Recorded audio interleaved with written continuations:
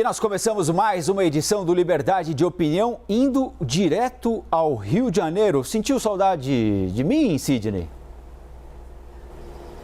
Demais da conta, senhoras e senhores. Agora eu tenho que falar moças e rapazes, porque tem uma garotada de 20, 23, 24 anos, está dizendo que eu falo muito senhores e senhoras e não falo pra moçada. Então, pessoal, aí ó, bom dia pra todo mundo. Colombo, eu senti falta demais. Pra você ter uma ideia, eu não fiz uma brincadeira com o nosso colega Kenzo Matida, fiquei morrendo de medo de ele me dar um katagatame, que é aquele golpe do pescoço que você tem que se bater pra pedir socorro, né? Eu não brinquei, eu fiquei na minha aqui, fiquei sério demais. Saudades suas aí, boa volta. Kenzo, nosso samurai, né? A gente nunca sabe, né, de que maneira ele pode reagir a uma brincadeira, é melhor evitar, né? O Kenzo, que é de uma família, como o Sidney já lembrou aqui, uma família tradicionalíssima das artes marciais. Um dos irmãos dele é um multicampeão de UFC, não é, Sidney? Então é bom sempre manter ali aquele pezinho atrás, embora o Kenzo... O Lyoto Matida. Exatamente, embora o Kenzo seja um companheiro e tanto, né? Mas melhor não provocar, né? Muito bem, Sidney, vamos então em frente com os assuntos desta segunda-feira. Após sofrer duras críticas dos presidentes da Câmara e do Senado, o ministro das Relações Exteriores, Ernesto Araújo, sugeriu ontem, domingo, nas redes sociais, que essa pressão toda que vem do parlamento para que ele deixe o cargo não tem necessariamente ligação com questões diplomáticas sobre as vacinas contra a Covid, mas sim com a disputa pelo 5G aqui no Brasil. Ernesto Araújo escreveu o seguinte, aí é a mensagem. Em 4 de março, recebi a senadora Cátia Abreu para almoçar no Ministério das Relações Exteriores. Conversa cortês, pouco ou nada se falou de vacinas. No final, a mesa disse, ministro, se o senhor fizer um gesto em relação ao 5G, será o rei do Senado. Não fiz gesto algum. A senadora Cátia Abreu imediatamente respondeu ao ministro. Ela disse que é uma violência resumir 3 horas de um encontro institucional a um tweet que falta com a verdade. Ainda afirmou o seguinte, abre aspas, se um chanceler age dessa forma marginal com a presidente da Comissão de Relações Exteriores do Senado de seu próprio país, com explícita compulsão belicosa, isso prova definitivamente que ele está à margem de qualquer possibilidade de liderar a diplomacia brasileira. Fecha aspas. O presidente do Senado, Rodrigo Pacheco, também se manifestou contra o chanceler Ernesto Araújo. Sidney Rezende, há clima para que o ministro Ernesto Araújo continue no cargo, sabendo que ele terá dificuldades em ficar onde está, ele resolveu cair atirando? A decisão de afastar o ministro ou permanecê-lo na função é do presidente da República. Então, o presidente Jair Bolsonaro é que terá essa condição. É um cargo de confiança, assim como esse ministro, como os demais, é o presidente quem decide, tá certo? Para começar, é isso. Normalmente, o presidente Bolsonaro não gosta dessas pressões externas. Em relação à imprensa mesmo, ele diz, se alguém é elogiado pela imprensa, ele vai no caminho já oposto, né? Então, é possível que o presidente hesite em fazer uma mudança de forma muito radical, mas caso também ele não afaste o ministro, não transfira o ministro, não realoque para uma outra função qualquer, simplesmente o ministro não vai conseguir, com a autoridade que a pasta exige, passar nada no Congresso Nacional, porque já houve uma sinalização anterior do presidente da Câmara, né, Arthur Lira, e agora essa atitude do Senado, os senadores ficaram muito indignados, acharam uma ofensa muito grande a forma como ele tratou Cátia Abreu, porque o que acontece, Colombo, é razoável você pensar que um senador, 2, 3, 4, 5, sei lá, 10, 20, possam ter uma posição mais radical em relação a qualquer medida, né? Em quase um grupo fechado. Mas acreditar que todos os senadores, que todos os deputados estão macomunados para passar o 5G chinês ou para facilitar na licitação para que a China vença, é muito pouco provável e eu, sinceramente, não acredito que isso aconteça, porque porque lembre-se, Colombo, que Ernesto Araújo foi rechaçado por senadores de vários partidos, inclusive simpatizantes do governo conservador, que votaram a favor do governo Bolsonaro em muitas ocasiões, empresários que são empresários, mas que são senadores equilibrados, em geral, a favor de uma política liberal, também criticaram Ernesto Araújo. O que ocorre é que ele está criando dificuldades de relacionamento. Então, os senadores e o presidente do Senado, por exemplo, dialogam com o embaixador da China, dialogam com outras autoridades internacionais e descobrem que há uma indignação, que há uma insatisfação, indignação não é a palavra certa, mas uma insatisfação com a forma como o ministro Ernesto Araújo vai conduzir. Vamos aguardar, porque a bola agora está, a caneta está com o presidente Jair Bolsonaro. O que ele fará, ele até está tentando, de alguma maneira, permanecer com o ministro. Vamos ver se ele vai aguentar tanto tempo assim, porque senão vai ficar o ar, que já está difícil, irrespirável entre o Ministério das Relações Exteriores e o Congresso Nacional e especificamente o Senado. Nós conversamos agora há pouquinho, Sidney, aqui no Novo Dia, com o ministro da Saúde, Marcelo Queiroga. Foi uma entrevista exclusiva, ele falou sobre diversos assuntos, né? Os desafios que tem pela frente não são poucos, né? Por exemplo, o ministro se opôs à adoção de um lockdown nacional. Disse que essa medida, se tomada, deve ser sempre localizada. Vamos ouvi-lo. Medidas mais extremas, elas devem ser tomadas de forma localizadas, né? É um tipo de atitude que precisa ser repensado, até porque o Brasil tem peculiaridades próprias, as residências, sobretudo das pessoas de classe média baixa, elas são menores, com muitas pessoas dentro. Enfim, é uma ação que, eventualmente, devido ao insucesso das outras medidas, ela pode ser tomada. O que não se pode é pensar que um lockdown nacional, sem que se faça o dever de casa antes, seja a solução para um problema como esse.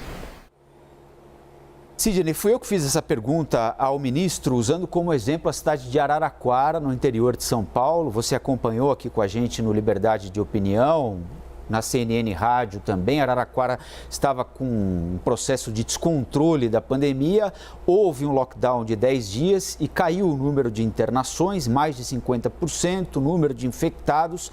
E na sexta-feira, dia em que o Brasil bateu um novo recorde de mortos, Araraquara não registrou nenhuma morte vítima de Covid.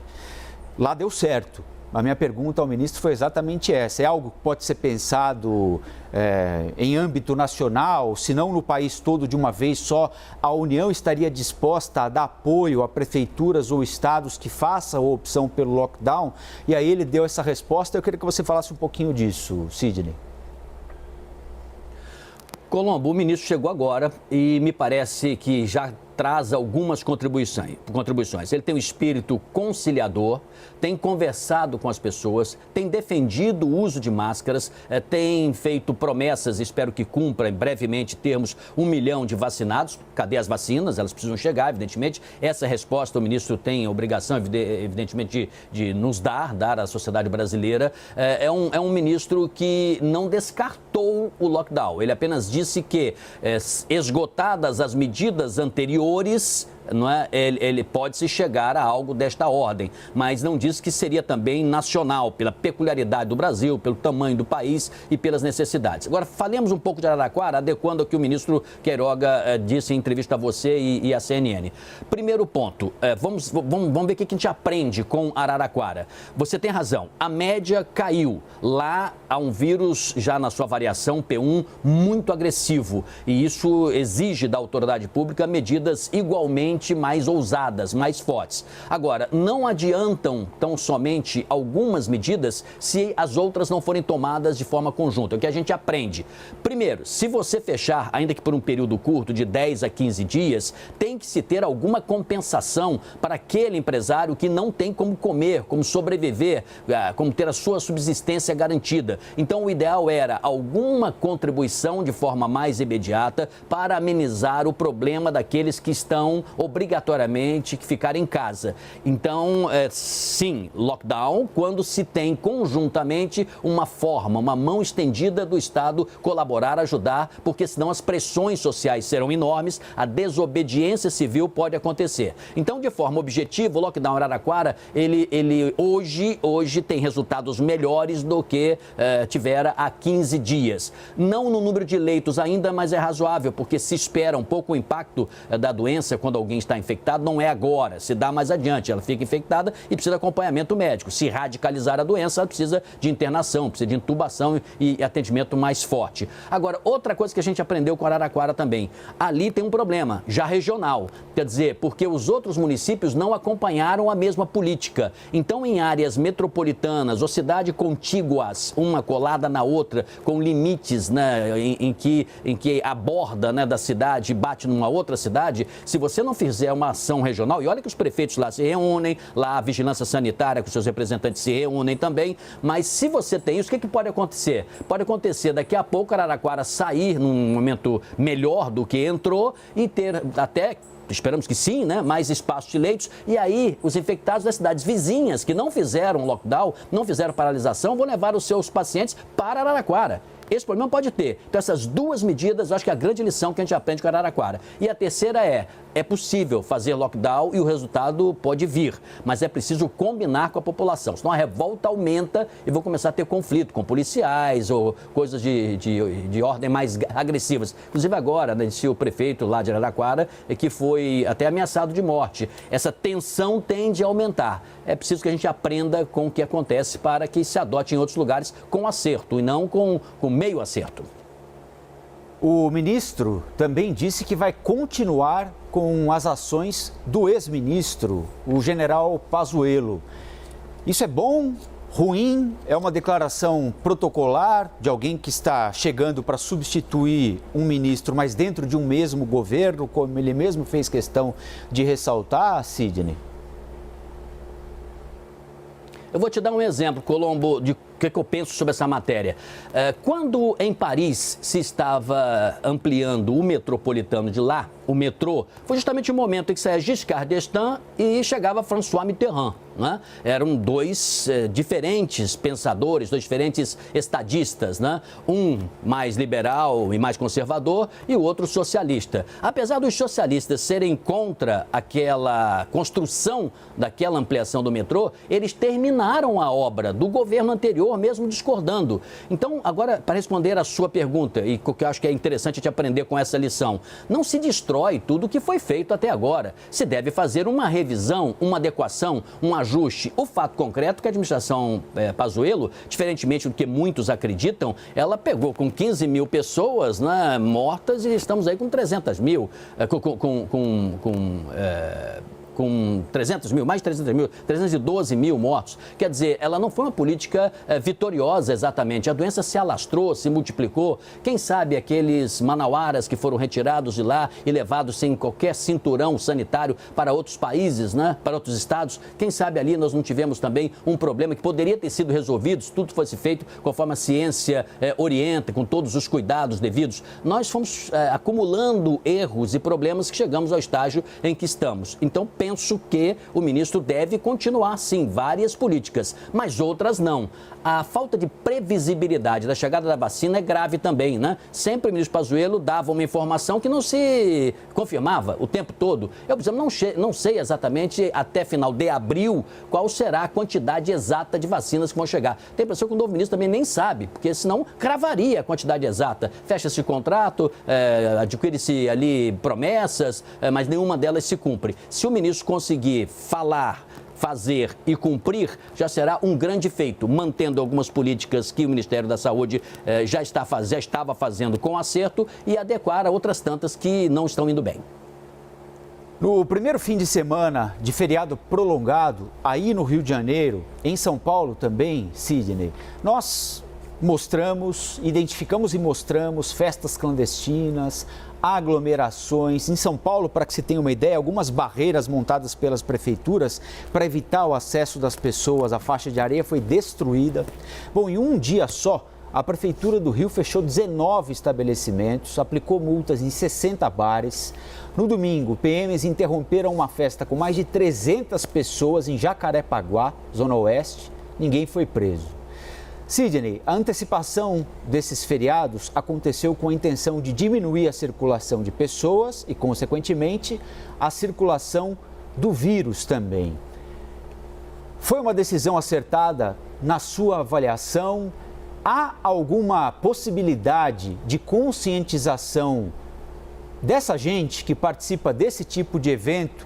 A gente não pode imaginar que eles não tenham a informação, não é, Sidney? De que estão participando de alguma coisa que é proibida, que estão colocando a vida deles e dos próximos em risco também.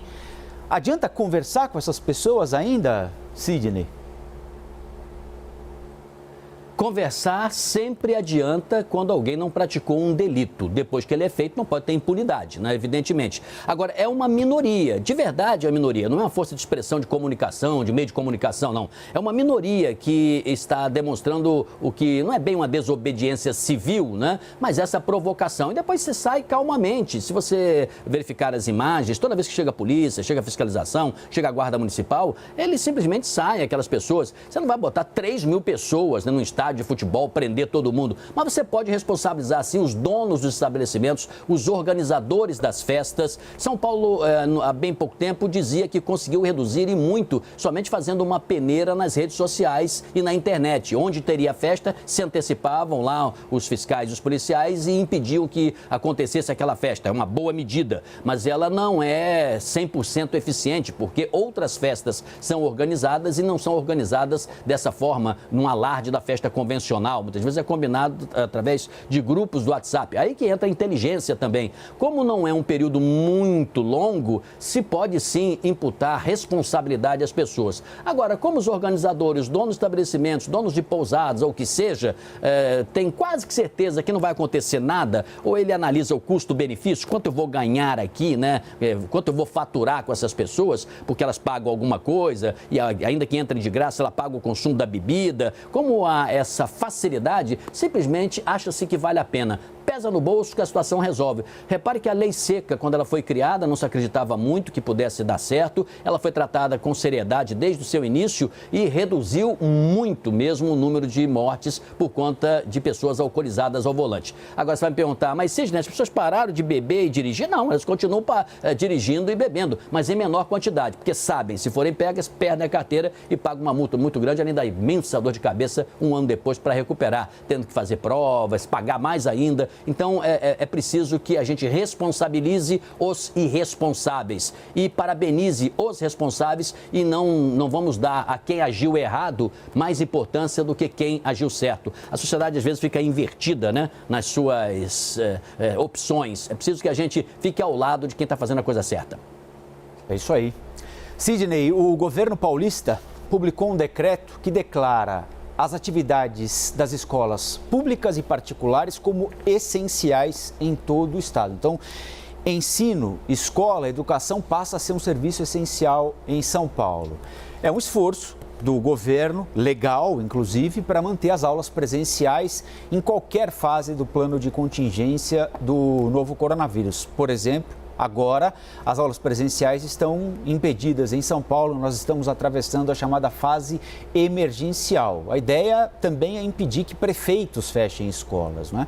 A CNN apurou que o governo não deve insistir na volta às aulas agora na fase emergencial, que vai até pelo menos o dia 11 de abril. Sidney, o estado de São Paulo é o estado que tem os piores indicadores da pandemia no país. O maior volume de infectados, o maior número de mortos também.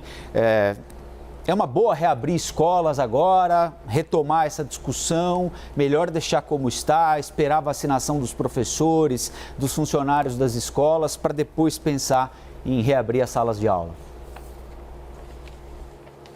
Bom, Colombo, vamos por partes. Em relação a este específico decreto, está havendo uma interpretação conflitante, né? Tem gente que diz assim, tá bom, existe o decreto, mas quando necessário, o prefeito pode sim tomar uma atitude que teria legalidade acima, inclusive, do que diz o decreto.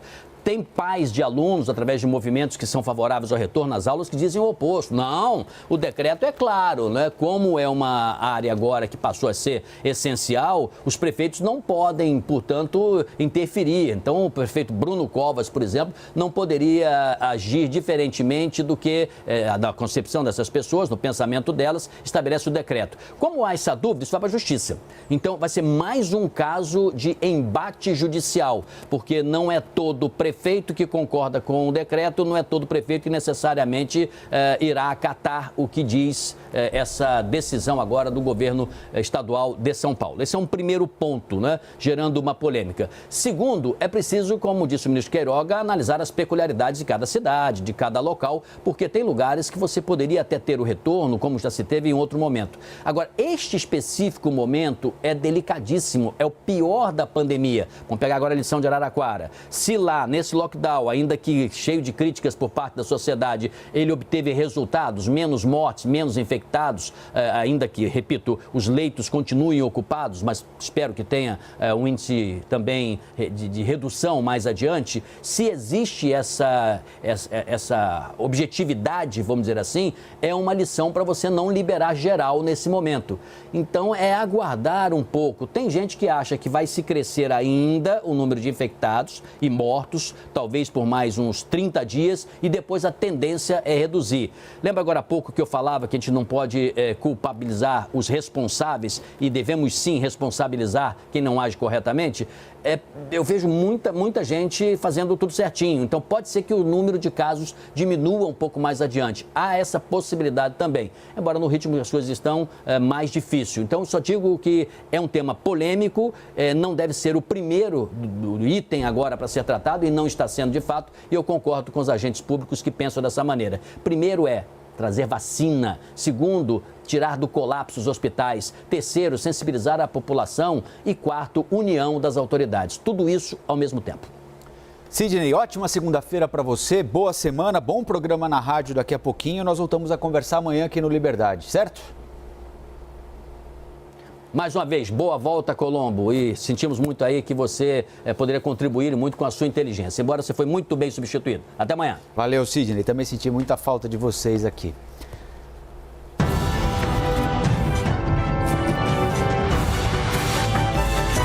As opiniões emitidas pelos comentaristas do quadro não refletem necessariamente a posição da CNN.